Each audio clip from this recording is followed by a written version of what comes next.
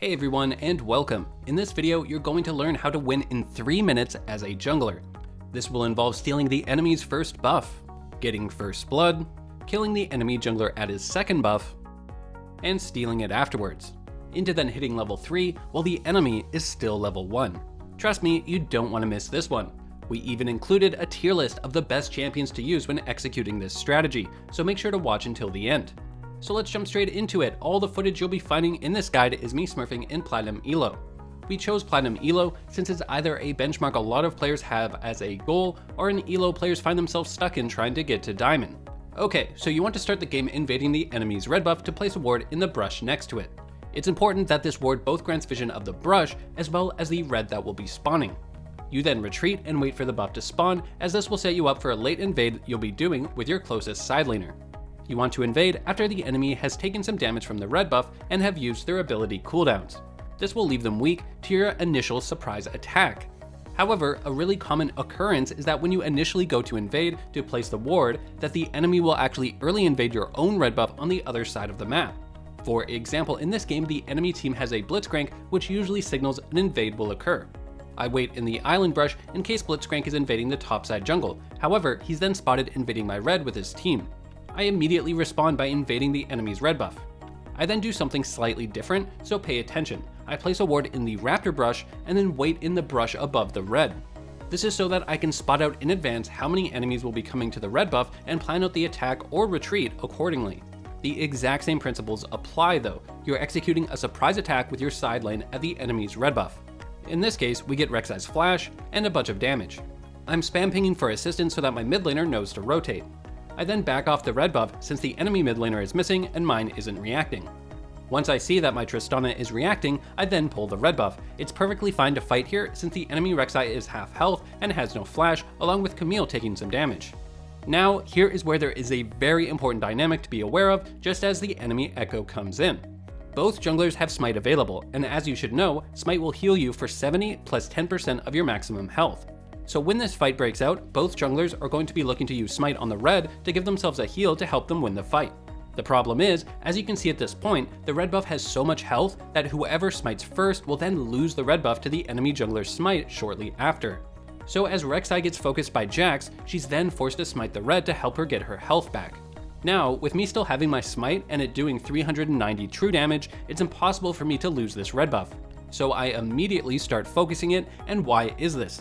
Well, as you can see by killing it, I spike level 2, and suddenly I have access to an entirely new skill on top of getting 446 gold of base stats. This can often be the key to this invade success. You need to get the kill on the red buff to spike level 2 on the opponent.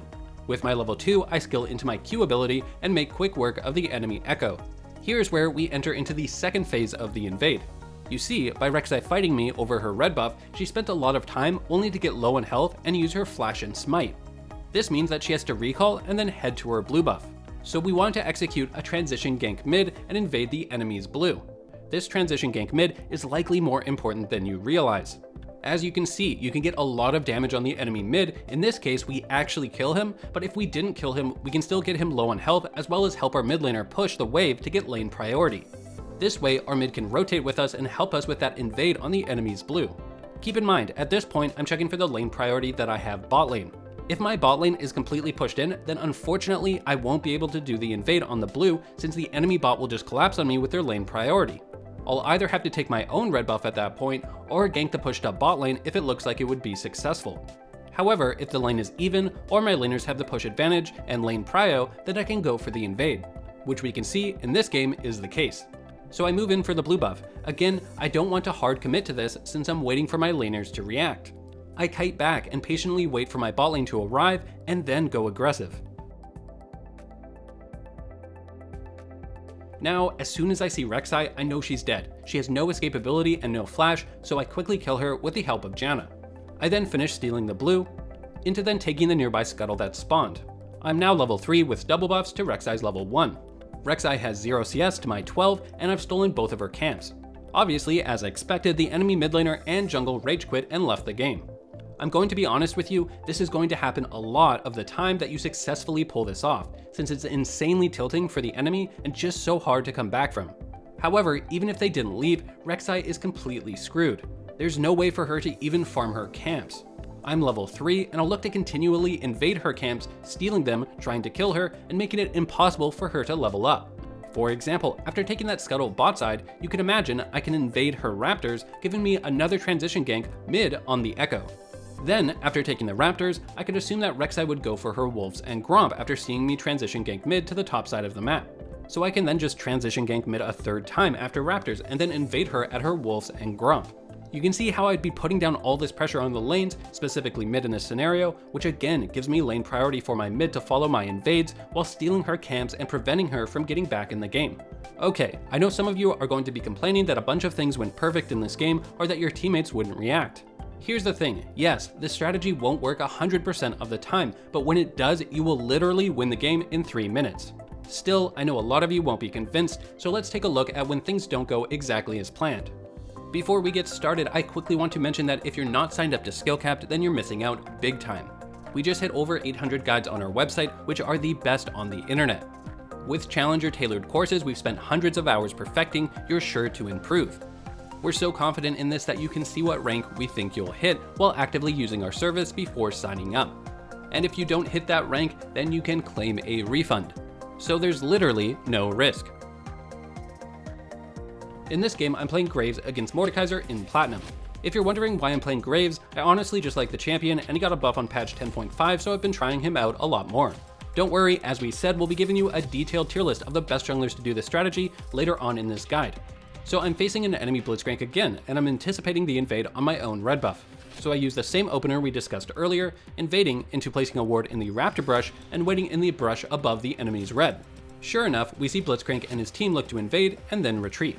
Now this time, the enemy jungler doesn't start at his red, and instead chooses to start at his blue. When this happens, after stealing the enemy red, you usually want to head straight to your own red buff and secure it. This is because if you stay on the top side of the map, the enemy jungler could invade your own red after their blue buff, splitting the map in half vertically and equalizing the position. Again, we can land that super strong transition gank on mid lane. We also have a chance of getting a kill or their flash, but you always get both damage on the enemy mid along with minion damage. This will help my mid laner push and get lane priority so they can rotate and help with possible invades. Here's where I incorporate a deviation. Like I said, you usually just move to secure your red buff. However, I'm facing a Mordekaiser who is relatively weak early. There is a very good chance he will look to full clear his entire blue side jungle because of this. Compare this to a champion like Lee Sin or Elise, who would do blue, Gromp, straight into their red so they could hit level 3 as fast as possible and then look to gank. On top of this, that ward we placed down on the enemy's Raptor camp has a second use. Notice how as I move to invade, the enemy hasn't shown in it. This confirms that the enemy Mordekaiser's path is blue, Gromp into wolves, since he would have shown on the ward otherwise. So I use this Blast Cone plant to hop over and surprise the enemy jungler at his wolves. This results in me almost killing him and getting his flash. Remember, this will work not only due to the element of surprise, but also because he would have to put his abilities on cooldown when clearing the camp, along with taking damage from it. I then steal the wolves, get Set's Ignite, and retreat. Okay, now let's jump into a game where things go even worse, playing Graves against Lee Sin in Platinum Elo. I rush to place the early ward on the enemy's red buff and then wait in the brush behind it. I know a lot of you will still be concerned about your teammates not reacting, but communicating with your teammates in advance goes a long way. For example, I see that Victor is waiting on the bottom side of the map. I type to him and tell him to hug the top side instead, since I'm planning on late invading. I wait for the enemy to use their abilities and take some damage, and then I invade. Keep in mind that this could have gone a lot better for us. But the enemy Garen just barely stepped back for a moment, giving him vision of the brush as we invaded. This let them start to run away much earlier than usual. We get some damage on them, and at this point I want to kite the camp back since the buff is focusing us and making us take damage. Our Maokai unfortunately isn't aware of how this plays out and so commits. But this is to be expected, your teammates will not play these invades perfectly. My main concern though is what we covered before, that dynamic of both junglers having smite up. We can both use our smites to heal, but we also want to secure the buff to spike level 2. As you're about to see, nearly half of the damage Maokai takes is just from the red buff alone. You really want to think of the red buff as a third champion and don't want it to be focusing you during these early fights. Our Victor then rotates from mid, and so I commit to get Lee Sin low on health. This is a great moment to highlight how to secure smites as a jungler. First, I need to know my smite damage, which is 390 at level 1. You can just hover your mouse over your smite icon to check.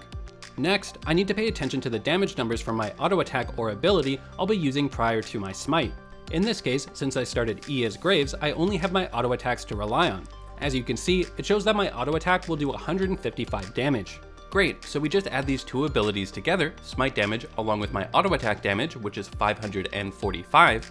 So when the buff is at 545 health or lower, I can auto attack and time my smite right when my auto attack lands to secure myself the buff. Since the buff is at 466 health, which is below that 545 threshold, I know I can auto attack into smite and prevent Lee Sin from stealing it. So I auto attack into smite, and this actually baits Lee Sin to try and flash and smite steal from me. But since I knew how to calculate my smite combo, I was able to secure it for myself, spiking level 2, healing, and getting Lee Sin's flash for free.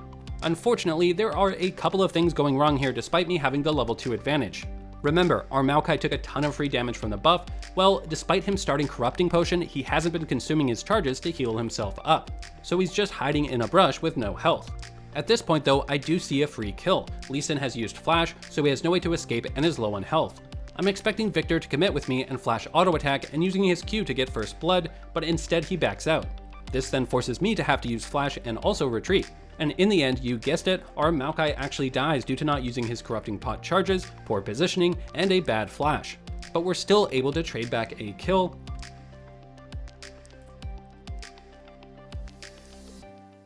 into then getting a second kill.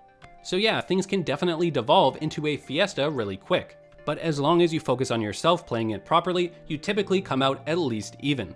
And just as we mentioned earlier, with the enemy's red buff stolen, we want to head to our own red buff to secure it. Since I'm low on health and out of pots afterwards, I then recall. I'll then head to my blue buff, into the nearby scuttle. At this point, I'm up 1 camp on Lee Sin, with 4 camps to Lee Sin's 3. This is due to stealing his red, and I also have a kill and an assist. So overall, despite the early invade turning into a fiesta, I'm still ahead of Lee Sin, and I've wasted a lot of his time in the early game when he usually wants to be ganking. Now remember, in the earlier invade, we actually got all of Ahri and Garen's summoner spells. So after I take this scuttle, I won't be farming, I'll be looking to gank top or mid since their flashes are on cooldown. I check top lane since Maokai has a ton of crowd control and set up for us, along with Garen being half health. However, it's actually warded, so I then head to mid lane after.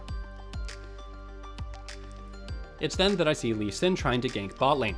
This is actually expected since he would have headed to his blue after I stole his red and be on the bot side of the map. I could gank mid in this moment, but I know that Lee Sin is nearby to counter gank since he just showed bot. On top of this, I'm paying attention to my experience and know that if I take this camp, I'll actually hit level 4. This is me leveraging the fact that I'm a camp up on Lee Sin, so we won't be able to be level 4 at the same time. It's after that I take the Raptors that I gank mid with my level 4 spike since Lee Sin's counter gank will be much weaker due to him being down a level. I pick up a kill on the flashless Ahri. I then want to check my Raptors since I'm assuming just as I stole his Raptors, Lee Sin would be looking to do the same to me. Sure enough he is, and I spot him trying to retreat. With him having no flash from our earlier invade, we're able to collapse and kill him. Into then taking the dragon. So it just goes to show that even with the invade initially going poorly, that it creates some unique opportunities for us, specifically in getting a camp up on the enemy jungler and with enemies having their flashes on cooldown. So it's actually the invade that let me spike level 4 on Lee Sin later and get a free kill on the flashless Ahri into the flashless Lee Sin. So this leaves the question, how exactly are you supposed to counter this invade strategy if it's being used against you? Well, it's quite simple. As soon as the enemy invades, determine if you win or lose the fight. If you lose it, then don't contest. Just head straight to your blue buff to secure it. This way, the enemy won't be able to invade it while they're level 2 and you're still level 1. Now, the replays that we've showed you have been from the perspective of the blue team, and I know that some of you are wondering if you can do this on the red team. You absolutely can. You just do an early invade with at least 4 players, your bot and mid, to place that ward in the brush at the enemy's red buff. Then, you wait in the island brush in the river with your bot lane. Once the red buff spawns, begin moving in with your late invade. The exact same concepts, strategies, and follow-ups apply thereafter. Okay, moving on to the tier list for the best junglers when executing this strategy. In the overpowered tier, we have Olaf and Nunu. Olaf has the strongest level 1 of all junglers in the game, and his Q slow forces the enemy to flash or get run down. Nunu has his consume ability to guarantee the smite steal and spiking level 2 on the enemy during the invade. In the S tier, we have Nidalee, Trundle, and Warwick. Nidalee has ranged poke while being able to switch into melee range. Trundle and Warwick are simply some of the strongest junglers for level 1 skirmishes. In the A tier, we have Rengar, Elise, Graves, Karthus. Rengar can make use of the brush layout around red to continually leap on the opponent. Elise, Graves, and Karthus offer ranged advantage, which lets you poke down the enemy and kite back at level 1. In the B tier, we either have melee champions that are weaker level 1 fighters than Olaf, Warwick, and Trundle, or weaker ranged fighters than Nidalee and such. You always want to factor in the strength of your champions level 1 compared to the enemy champions level 1 when executing this invade. If you're facing an Olaf or Nunu, then you should definitely not be trying to do this invade strategy. You need to always be confident you have the stronger level 1 before invading, or at least be even. Okay, we went over a lot, so let's quickly recap. You start by invading the enemy's red buff to place a ward on it. You then hide and wait for the enemy to do their red buff, and then spring the trap. Make sure to calculate your smite combo, and make sure to secure the buff as you'll spike level 2 on the opponent. You then transition gank mid to potentially get a kill or flash, but mainly to help your mid get lane priority. If bot lane is even or has lane priority as well, then invade the enemy's blue. Otherwise, fall back to your red buff to secure it. Securing your own red buff is always the backup plan. When invading, pay special attention to the minimap and only commit once your laners have reacted. After stealing the blue, you can take the nearby scuttle, at which point you'll be level 3 to the enemy's level 1. Alright, that's going to do it for this one. What do you think of this strategy? Is it one of the most effective in the game, or too cheesy for your taste? Let us know what you think in the comments section below. Remember to like, subscribe, and hit the bell icon. And if you want to rank up and take your game to the next level, make sure to check out our website, skillcap.com, link in the description below. I'm Hexadecimal signing off, and as always, good luck and have fun on Summoner's Rift.